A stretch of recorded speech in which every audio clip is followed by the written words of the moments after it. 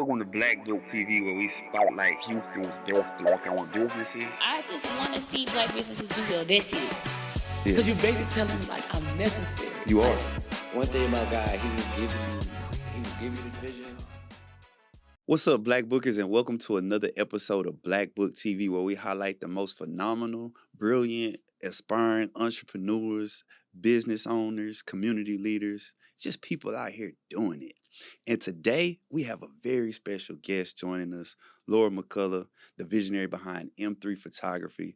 Laura is more than just a photographer. She's a storyteller, capturing life's most cherished moments through her lens. From family portraits to corporate events, she brings a unique, artistic, and documentary style to every shot. Her passion for representation, inclusivity, shines through in her work, ensuring that everyone who steps in front of her camera feels seen and celebrated. Without further ado, please welcome Miss Laura. Wow, how do I come in after that? That was excellent. Like, I need that to be my intro every time I start something, Yeah. Jeremy. Yeah. Good deal. Thank you for having me. That's what's up. That's what's up. So, I know your journey in photography started. It was personal, right? It was very personal. Mhm. I mean, sadly, my daughter was the only Black cheerleader when she was on varsity cheer, and then I worked in corporate America, and I was rushing to each game, and nobody took pictures of her. So that teared on my mother strings. So I went and asked my husband for a camera. I started out small, and then I started taking pictures, and then I noticed, to get the best pictures, I needed to be closer. So I went and got a pass from the district. So now I'm like literally this close to her each step. And then all of a sudden the moms was like, did you get a picture? Did you get a picture? I was like, if you weren't next to Jordan, then no, you didn't get a picture. So that's how it started. Oh, man. That's how it started. And then it segued into learning how to use my visual concept and put it into my picture work, and that's how I started telling the story. So I want all my pictures to look like you were there and you can understand the concept. I love it, and I've seen your work. You're doing a phenomenal job. I'm trying. Your son's on a football team. He's doing his thing. He just had a touchdown last week, 52 yards. So we're trying. We're trying. Got you. So I know M3 Photography, it's about creating lasting memories and telling stories, right? How do you approach capturing the authentic essence of, these different subjects, events, like different things like that? Well, what I do, I try to interview my client and get their concept of how they want their vision to be first. And that way it'll mesh with what I'm going to do. Gotcha. So I go a little bit earlier, or we have a consultation about it, and we talk about, this is exactly what I'm trying to capture. And then I feed off of that, and then I mesh it all together. Got you. Got you. How long have you been in this industry? I've been in this industry legally.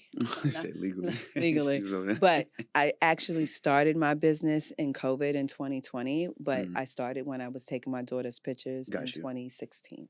Got you. Got you. So as a Black woman who's in this industry, of photography, I know, with your daughter's story, right? If we're just being real about it, and I'll say it, you don't have to say it, KDISD is full of white folks, right? Jeremy, I didn't know I was Black till I moved to KDISD. Okay, so I mean, it's a different structure, and coming from New York, I don't know if you could tell, I'm from New York. Everybody's direct, so you don't get that Southern hospitality where they hide behind their hands. So you have to be able to be an advocate and know what the rules are by their rules, so you know how to challenge them. Got you. That's the concept. Like, if you don't know what the book that they're using, you can't challenge them. You got to have the same book. Got you. So, like, what is your approach? When you're dealing with people who kind of, I don't know, they don't want to see us succeed, right? Okay. I know exactly what you're saying. Sometimes, and I had to learn this because as Black people, we're proud and we're taught not to bow down and not to beg and not to kiss up to Kiss ass. right. Mm-hmm. However, you have to take that out of the personal and go on the business side. And you don't have to kiss ass, but you have to smooth with your words. And it's all about your wording. And what I've learned dealing with non-Black people is that you have to tell them what your value is and how both of you can succeed with it. That's what they're looking for, what they can get from you and Right. what you can provide for them. Gotcha. Because the first thing they ask you is, what do you do? And if you're, what does your wife do or what does your husband do? Yeah.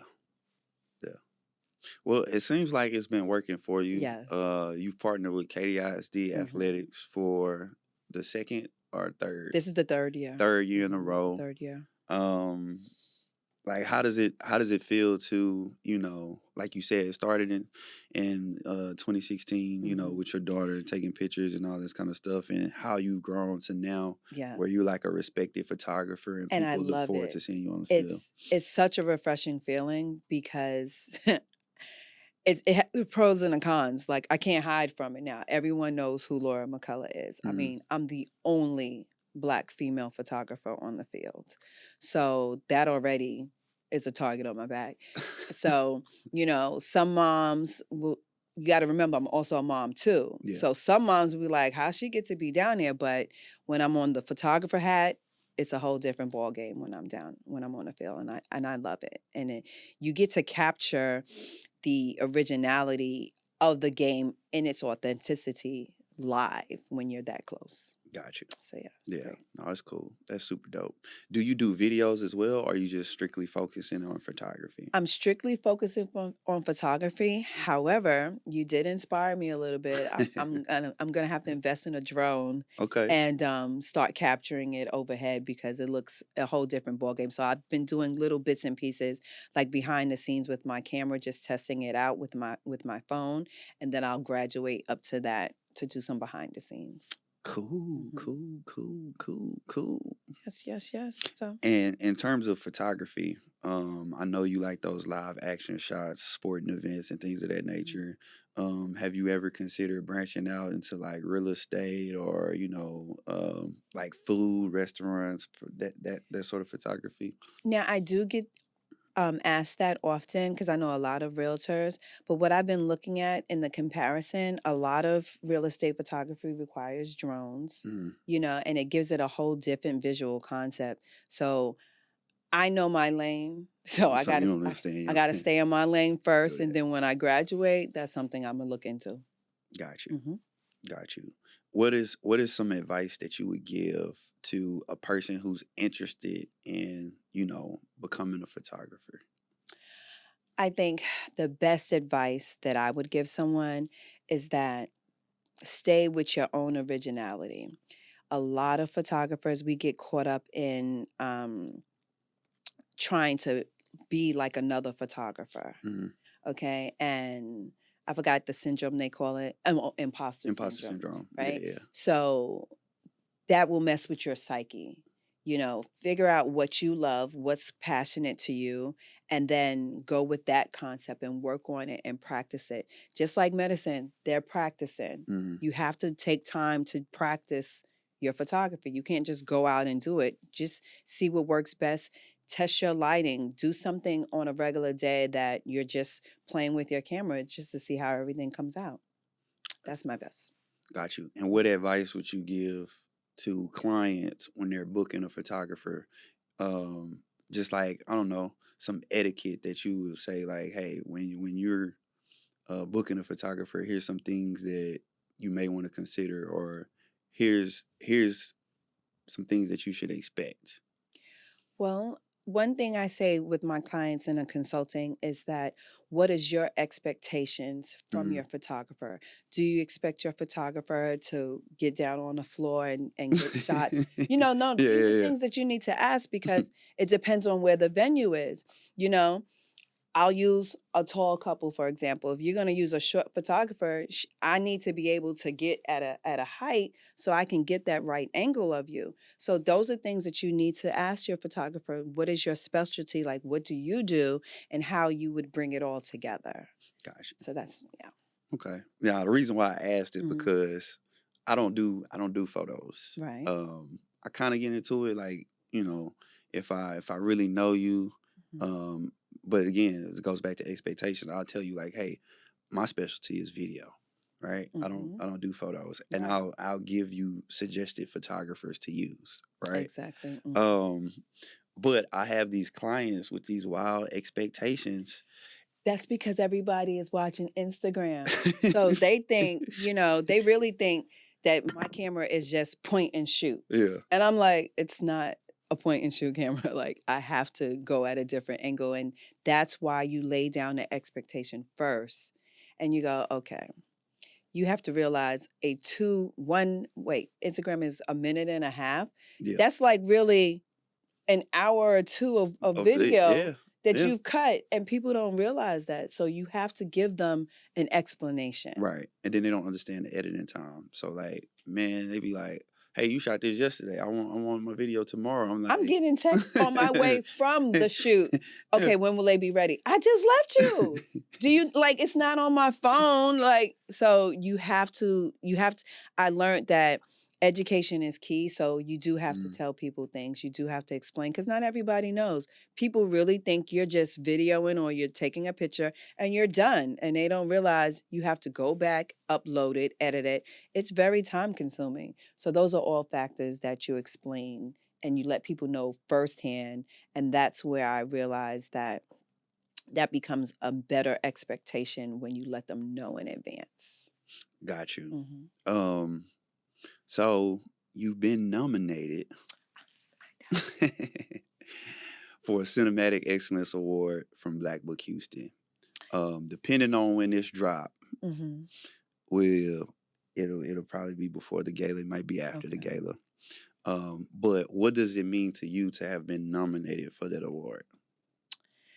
Well, I'm not trying to give you so much pat on the back. However, being nominated for this prestigious award is really impactful for me because I'm being recognized by my peers. And that in alone is very, very, very exciting. So just being able to be around other influential Black people, not everybody gets that opportunity. So just being nominated is fantastic. If I win, it's a win. If I lose, it's still a win because I get to interact and network with people that I'm never going to get in contact with them before. That's awesome. We appreciate that. Thank you. And we appreciate you being who you are. One of the things, like I tell my wife, our moniker is always operate in excellence, right?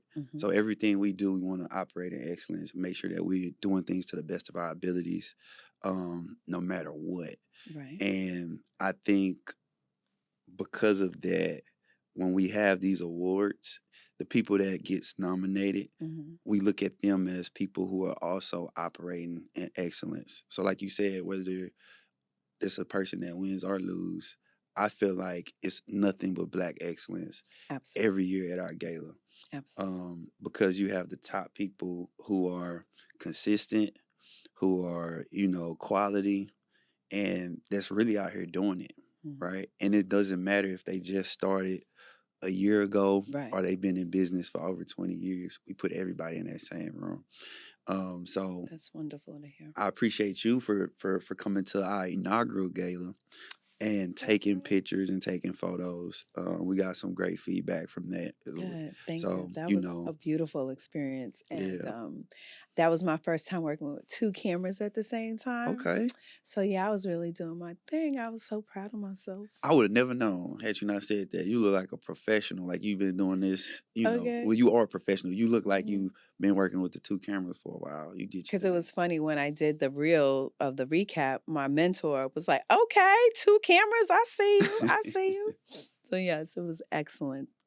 So, and I've heard that since the inaugural ball, yeah, I've gone higher and higher. Oh yeah, for Yeah, I've sure. set the bar For up. sure. Yes. Yeah, last year was really nice. We're really excited Mhm. about this year. Um, just excited. I'm super excited because it's the third annual In and it's M3. M3. You know, I was I going to got you. say that. Got you. That's right. Social media, we kind of hit on it earlier. We talked about social media and how, it's this highlight reel and people just, have these wild expectations because of social media. But we also know that social media is a huge part of Hmm. photography nowadays. How do you use platforms, like your TikToks and Instagram to kind of integrate the work that you're doing? Well, I'll be honest. At first, I was shying away from social media because Hmm. that itself is a full-time job. For sure. Okay. So now I realize why people charge for content and social media managing. So I've started to segue into really using my Instagram, my Facebook, and connecting that. TikTok is something I always forget until I've already uploaded it, but I've Hmm. started to integrate my behind the scenes with the pictures so you could see how it looked when I was doing it and then the aftermath of how my finished product looked. And I try to give people that visualization. Got you. Hmm. Got you. Well, looking ahead, Hmm. um, I've already seen the growth of M3 Thank Photography, you. but where do you see M3 Photography in the future?